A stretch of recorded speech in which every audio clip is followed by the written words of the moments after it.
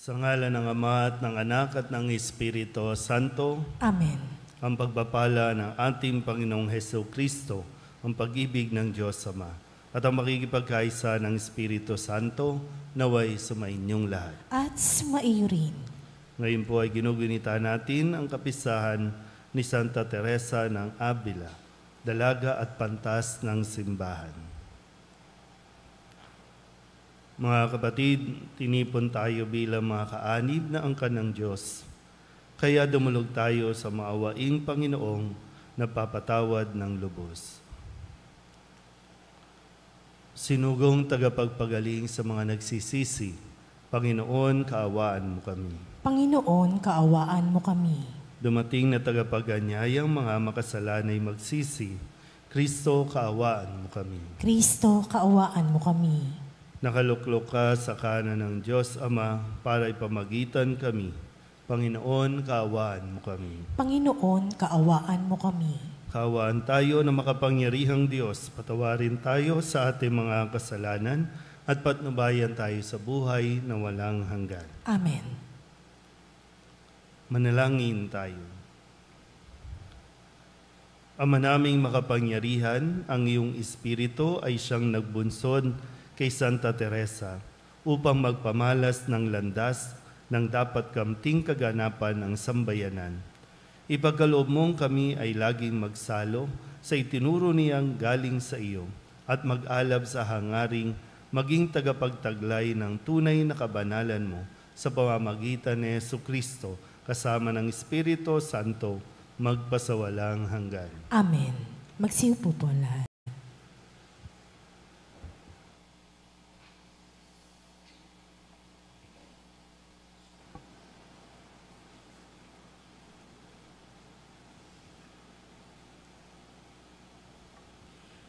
Pagbasa mula sa sulat ni Apostol San Pablo sa mga taga-Galacia.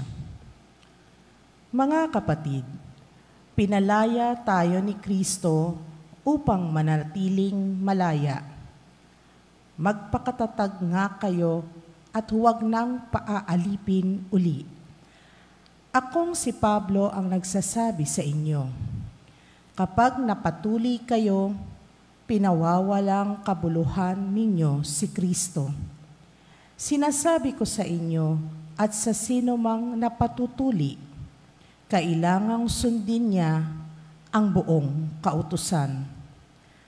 Ang nagsisikap na maging matuwid sa paningin ng Diyos sa pamamagitan ng pagtupad sa kautusan ay napahiwalay na kay Kristo at wala ng karapatan sa habag ng Diyos.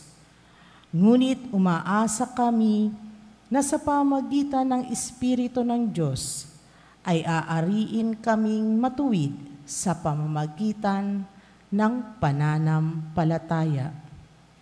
Sa mga nakipag-isa kay Kristo Jesus, wala nang halaga ang pagtutuli o di pagtutuli. Ang mahalagay ang pananampalatayang nakikita sa gawang udyok ng pag-ibig. Ang salita ng Diyos. Salamat sa Diyos. Salmong tugunan ang ating pong itutugon. Ipahayag mo sa akin ang pag-ibig mong magiliw. Ulitin po natin. Ipahayag mo sa akin ang pag-ibig mong magiliw. Ang dakilang pag-ibig mo sa akin ay ipahayag, at ayon sa pangako mo, poon, ako ay iligtas. Ipahayag mo sa akin ang pag-ibig mong magiliw. Tulungan mong ihayag ko ayaong tunay na balita. Yamang sa iyong kahatulan, lubos akong may tiwala. Ipahayag mo sa akin ang pag-ibig mong magiliw. Lagi akong tatalima sa bigay mong kautusan. Susundin ko ang utos mo habang ako'y nabubuhay. Ipahayag mo sa akin ang pag-ibig mong magiliw. Ako na may mamumuhay ng payapa at malaya. Yamang ako sa utos mo'y sumusunod na mangkusa. Ipahayag mo sa akin ang pag-ibig mong magiliw. Sa pagsunod sa utos mo, nalulugod akong labis. Di masayad ang galak ko, pagkat aking iniibig. Ipahayag mo sa akin ang pag-ibig mong magiliw. Mahal ko ang iyong utos, yaoy aking igagalang. Sa aral mo at tuntunin, ako'y magbubulay-bulay. Ipahayag mo sa akin ang pag-ibig mong magiliw. Magsitayo po ang lahat.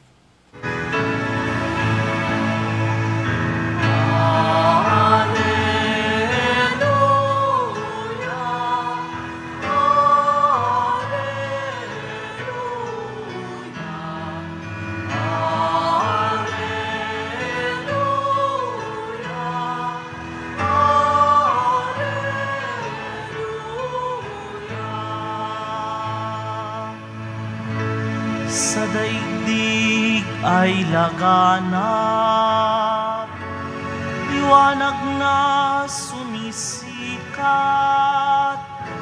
salitang buhay ng lahat.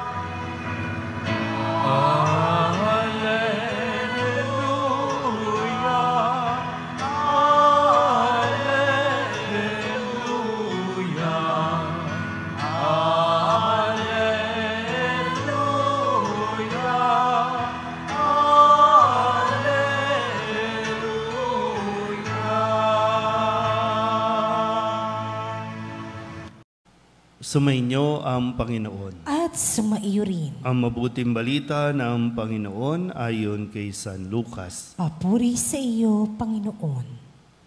Noong panahong iyon, pagkatapos magsalita ni Jesus, siya'y inanyayahan ng isang Pariseyo upang kumain, kaya't pumunta siya sa bahay nito. Pagdulog sa hapag, nagtaka ang Pariseyo nang makita niyang kumain si Jesus nang hindi muna naghugas ng kamay.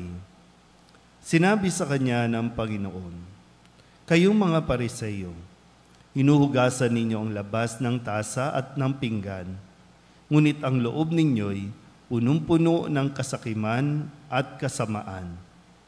Mga hangal, hindi ba't ang may likha ng labas ang siya ring may likha ng loob? Ngunit ipamahagi muna ninyo sa mga dukha ang mga laman ng mga sisidlan at magiging malinis ang lahat ng bagay para sa inyo." Ang mabuting balita ng Panginoon. Pinupuri ka namin, Panginoong Hesukristo. Isang magandang umaga po sa inyong lahat.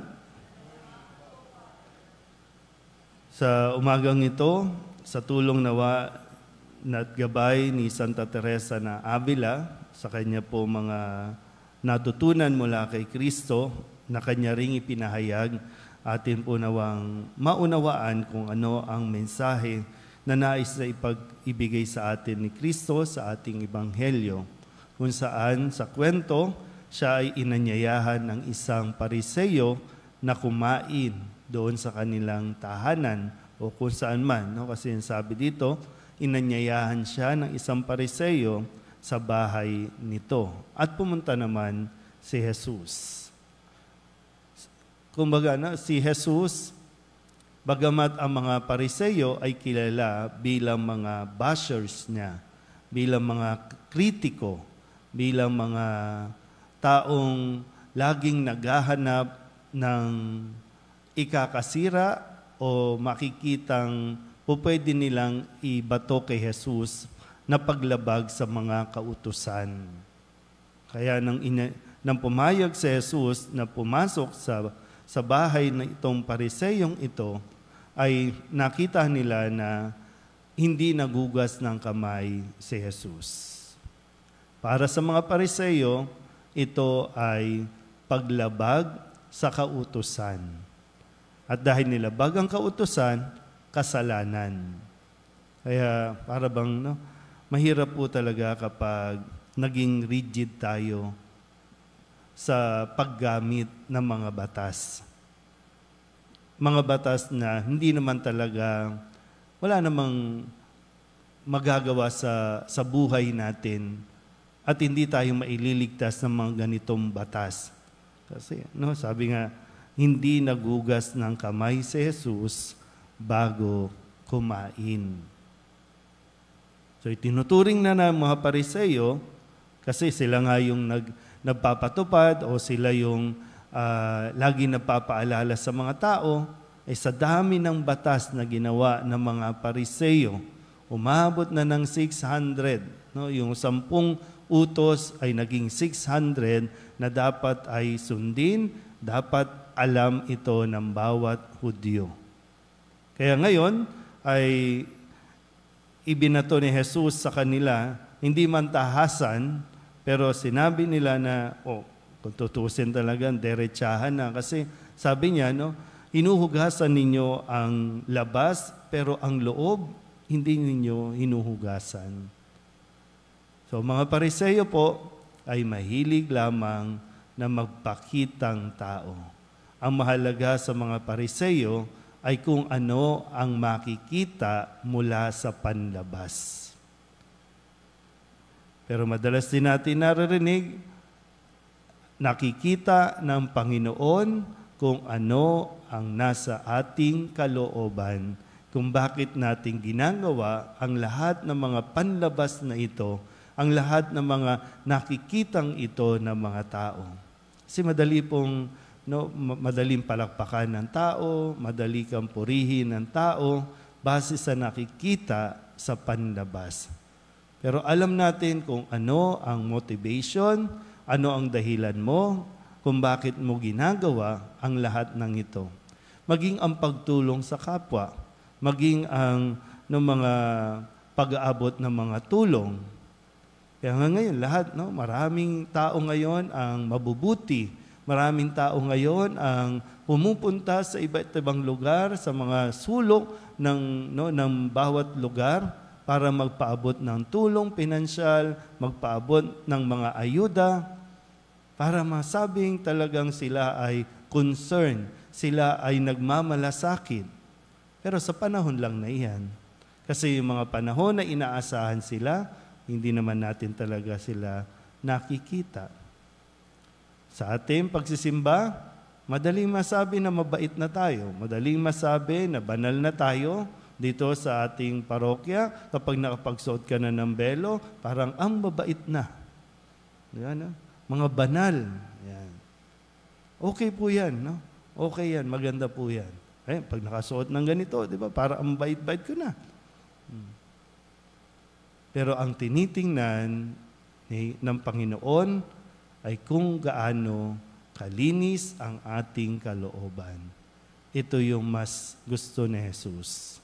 Kaya nga, hindi yung mga handog, hindi yung mga iniaalay natin, hindi yung mga sakripisyo natin, hindi yung mga ritual natin, kundi kung ano ang ibinubunga nito sa ating kalooban. Kasi kung ano ang nasa loob, yun din naman ang maipapakita natin sa labas. At sana po, pawang kabutihan at unti-unti ay talagang ma-purify natin, malinis natin ang nilalaman ng ating kalooban upang ito rin ay mag-reflect sa panlabas nating kaanyuan. Amen?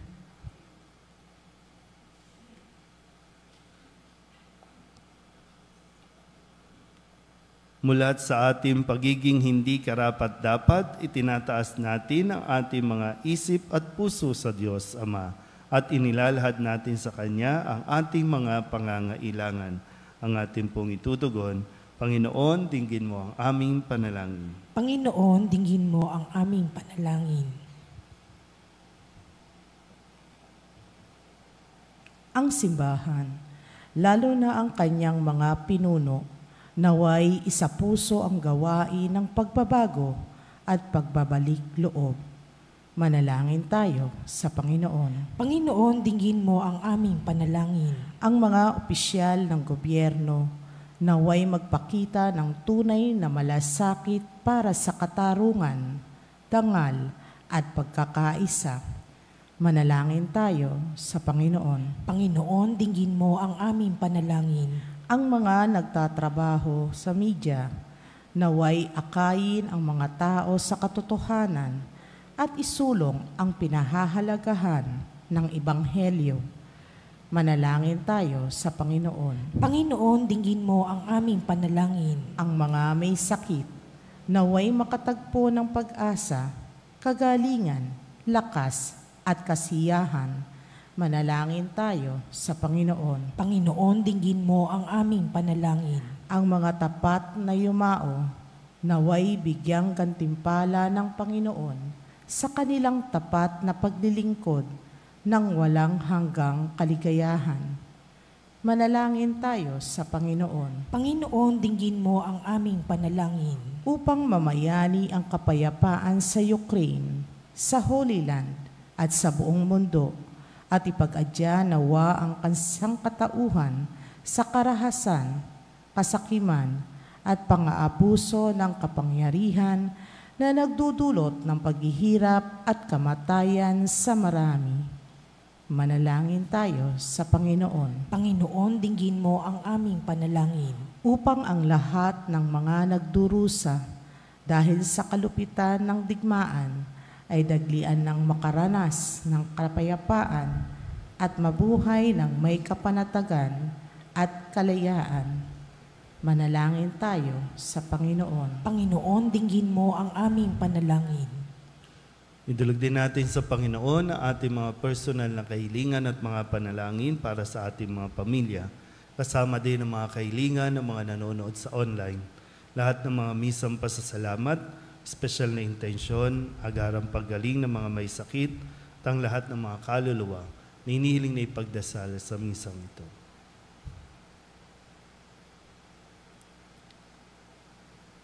Ang lahat ng ito inihiling namin sa ngalan ni Kristong aming Panginoon. Amen. Magsiupo po lahat.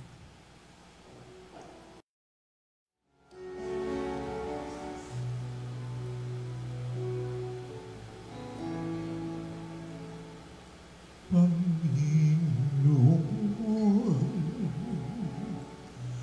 aming alay, itong alak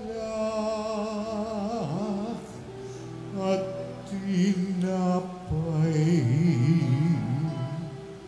sa altar mo.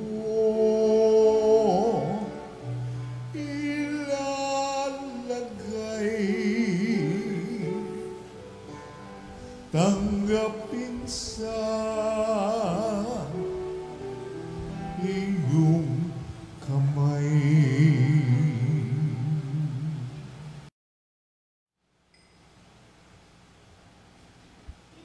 Manalangin kayo mga kapatid upang paghahain natin ay kalugdan ng Diyos Amang makapangyarihan. Tanggapin nawa ng Panginoon itong paghahain sa iyong mga kamay, sa kapurihan niya at karangalan, sa ating kapakinabangan, at sa buong sambayanan niyang banal.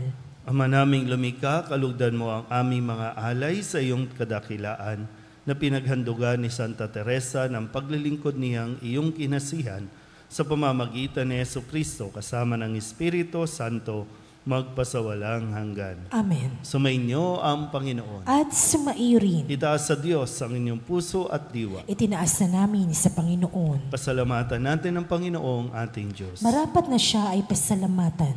Ama naming makapangyarihan, tunay ngang marapat na ikaw ay aming pasalamatan.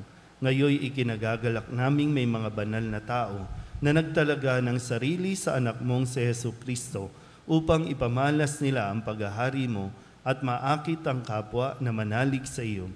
Ngayon sa aming ibinibigay ng iyong anak na minamahal ang kabanalang iyong taglay at hangad mong kamting ng tanan. Ito ang pinanggalingang amin ngayong nililingon, dito mo rin nais na kami makarating at humantong. Kaya kaysa ng mga anghel na nagsisiawit ng papuri sa iyo, nang walang humpay sa kalangitan, kami nagbubunyi sa iyong kadakila.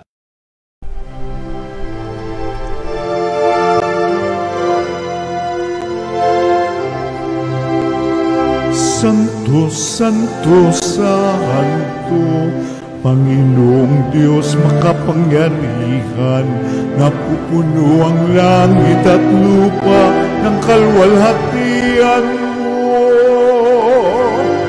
Hosana sa kaitaasan, pinagpalang na maririto sa ngalan ng Panginoon. Hosana sa kaitaasan.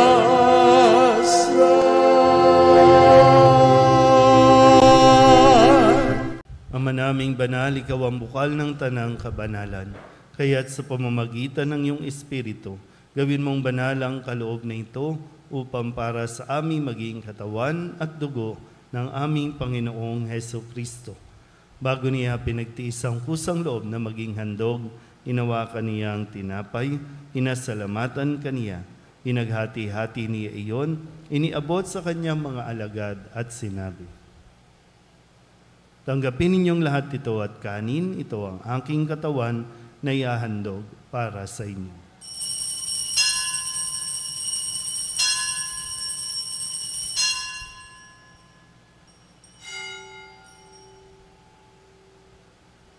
Gayun din naman nung matapos ang hapunan, hinawakan niya ang kalis, muli kaniyang pinasalamatan. Iniabot niya ang kalis sa kanyang mga alagad at sinabi, "Tanggapin ninyong lahat ito at inumin. Ito ang kalis ng aking dugo, ng bago at walang hanggang tipan, ang aking dugo na ibubuhos para sa inyo at para sa lahat, sa ikapagpapatawad ng mga kasalanan. Gawin ninyo ito sa pag-alaala sa akin."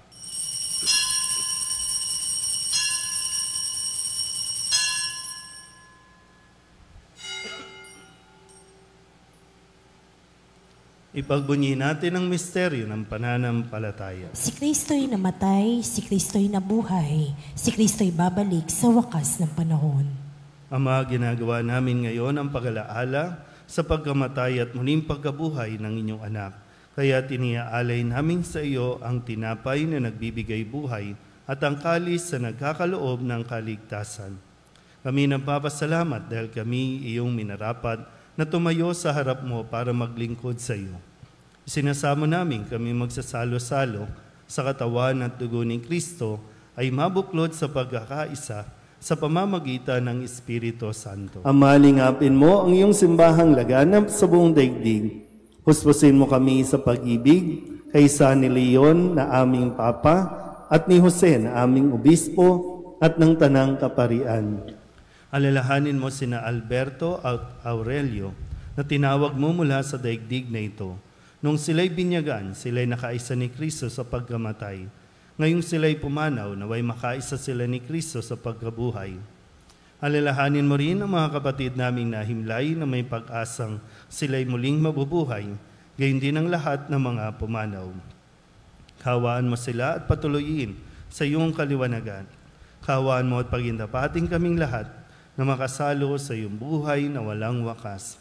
Kaysa na mahal na Birhen Maria na ina ng Diyos, ng kabiyak ng puso niyang sa San Jose, kaysa ng mga apostol at ng lahat ng mga banal na namuhay dito sa daigdig ng kalugod-lugod sa iyo, may pagdiwang nawa namin ang papupuri sa ikararangal mo sa pamamagitan ng iyong anak na aming Panginoong Heso Kristo.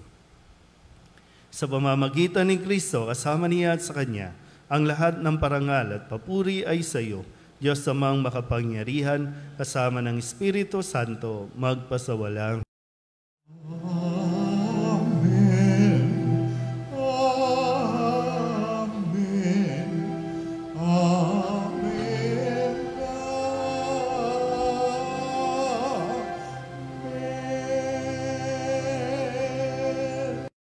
Tagubili ng mga nakagagaling na utos at turo ni Jesus sa Panginoon natin at Diyos, ipahayag natin ang lakas loob.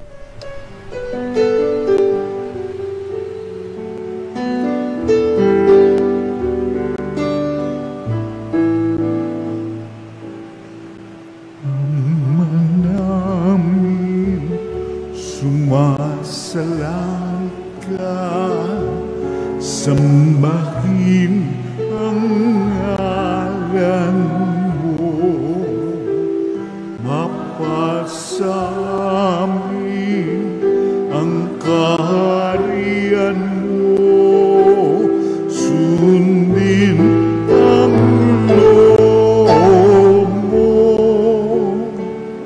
dito sa lupa para ng sa langit.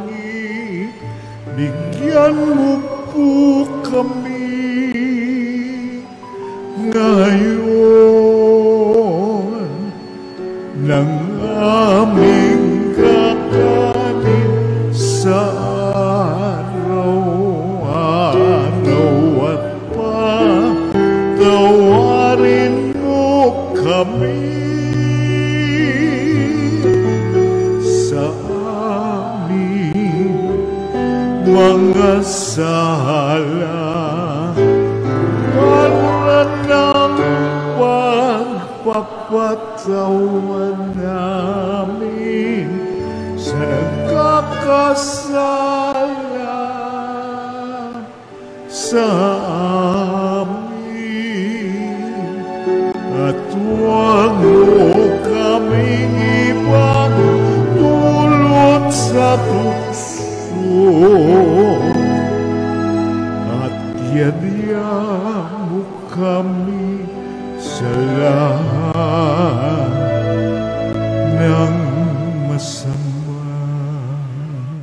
Kami iadya sa lahat ng masama, pagkalooban ng kapayapaan araw-araw, iligtas sa kasalanan at ilayo sa lahat ng kapahamakan, samantalang aming pinananabikan ang dakilang araw ng pagpapahayag ng tagapagligtas naming sa Yesu Kristo. Sapagkat iyo ang kaharian at ang kapangyarihan at ang kapurihan magpakailanman. Amen.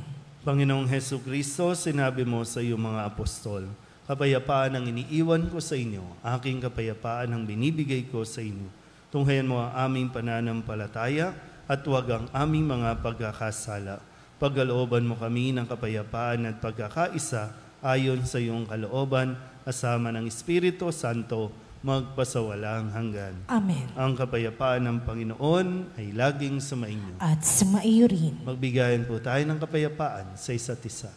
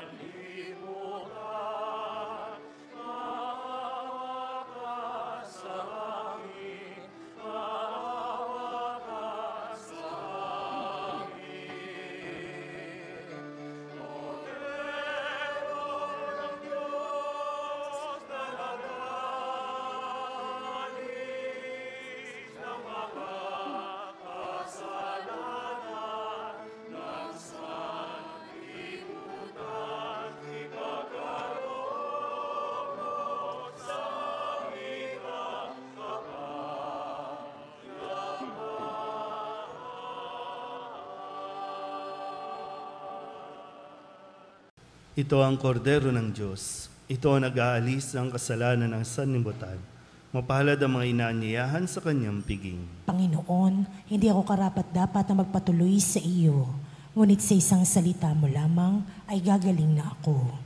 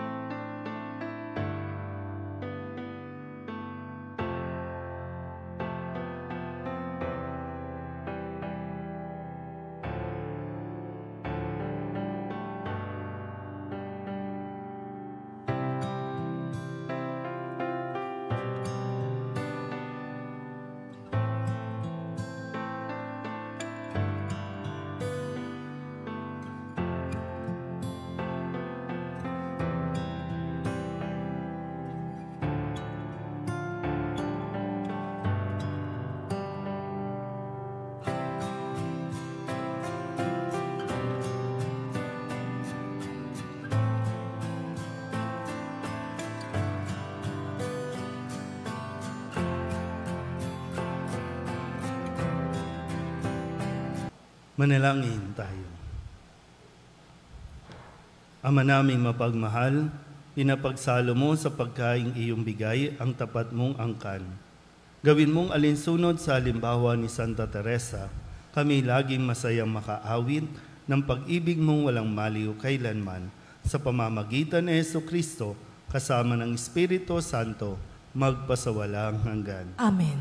Sumainyo ang Panginoon. At sumaiyo rin. At pagpalain kayo ng makapangyarihang Diyos, Ama at Anak, at Espiritu Santo. Amen. Tapos sa banal na misa, humayo tayo sa kapayapaan ni Kristo. Salamat sa Diyos. Magandang umaga po. Magandang umaga po.